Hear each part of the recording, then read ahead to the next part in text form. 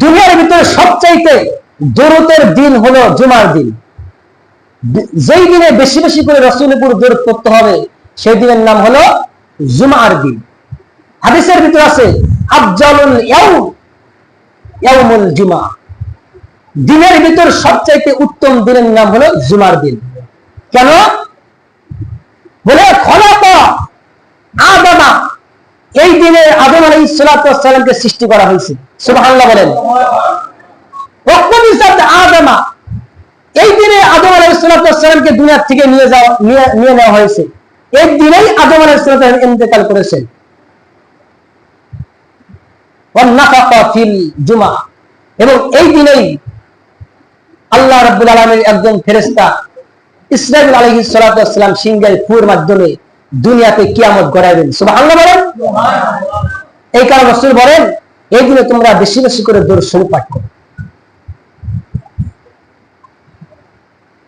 তিরমিজি শরীফের 484 নম্বর হাদিসের ভিতরে রাসূল আকরাম সাল্লাল্লাহু আলাইহি সাল্লামের হাদিসের ভিতরে পাওয়া যায় যে আউয়ালুন নাস ইয়াউমাল কিয়ামা ইনদা রাসূলিল্লাহ সাল্লাল্লাহু আলাইহি সাল্লাম, কিয়ামতের ময়দানে ওই ব্যক্তি রাসূলের নিকটবর্তী হবে যেই ব্যক্তি দুনিয়াতে তার জীবন দশায়, তার জীবন থাকা অবস্থায়, হায়াতে জিন্দেগীর ভিতরে রাসূলের উপর বেশি বেশি করে দরুদ পাঠ করবে, কিয়ামতের ময়দানে ওই ব্যক্তি রাসূলের নিকটবর্তী হবে। সুবহানাল্লাহ।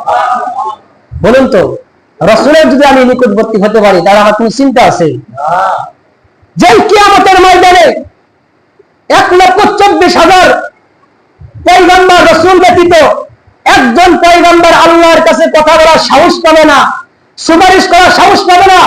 মানুষগুলো দৌড়াতে থাকবে, কিয়ামতের ভয়াবহ দৃশ্য দেখে মানুষগুলো বিচার কার্য শুরু করার জন্য আদম আলাইহিস সালাতু ওয়াস সালামের কাছে যাবে। আদম আলাইহিস সালাতু ওয়াস সালাম সাহস পাবে। এইভাবে আস্তে আস্তে আস্তে আস্তে একদম শেষ রাসূল, শেষ নবী ঈসা আলাইহিস সালাতু ওয়াস সালাম পর্যন্ত আসবে। ঈসা আলাইহিস সালাতু ওয়াস সালাম বলবে আমার পক্ষে সম্ভব নয়, কারণ কিয়ামতের ময়দান কায়েম হওয়ার পূর্বে দুনিয়াতে আদম সন্তানগুলো আমার নামে কি তহমত দিয়েছে আমি নাকি আল্লাহর সন্তান। এই কারণে আমি কি করতে পারবো না, আল্লাহ তাআলার কাছে সুপারিশ করতে পারবো। তবে আমার কাছে একটা উপায় আছে, বলে আল্লাহ রাব্বুল আলামিনের কাছে সুপারিশ করতে পারে এমন একজন ব্যক্তি আছে, এমন একজন মানব আছে, তিনি হলেন আখিরে জামানার পয়গম্বর মুহাম্মদুর রাসূলুল্লাহ সাল্লাল্লাহু আলাইহি ওয়াসাল্লাম। সব মানুষগুলো দৌড়ে যাবে। হাদিস শরীফে এই এসেছে কিয়ামতের ময়দান যখন কায়েম হয়ে যাবে, মানুষগুলো যখন সূর্য তাপে যখন আর চলাচল করতে পারবে না, মাথার মদকগুলো গলে গলে পড়ে থাকবে। হাদিস শরীফের ভিতরে পাওয়া যায় কিয়ামতের ময়দানে যে মা দুনিয়ার ভিতরে সন্তানের জন্য এত মহব্বত, এত আদর স্নেহ করে, কিয়ামতের ময়দানে সন্তান সামনে থাকবে, সন্তানকে চিনবে না, বাবা সন্তানকে চিনবে না, স্বামী স্ত্রী চিনবে না, স্ত্রী স্বামীরে চিনবে না।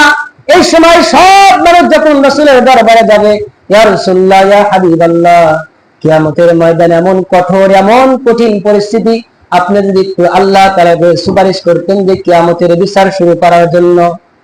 আল্লাহ রাসূল সাল্লাল্লাহু আলাইহি ওয়াসাল্লাম উম্মতের ব্যতীত হওয়ার কারণে, উম্মতের কষ্টের জন্য হাদিস শরীফের ভিতরে পাওয়া যায় রাসূল পাক সাল্লাল্লাহু আলাইহি ওয়াসাল্লামকে আল্লাহ রাব্বুল আলামিন এমন কিছু বাক্য শিক্ষা দিবেন যা দুনিয়াতে শিক্ষা দেন নাই।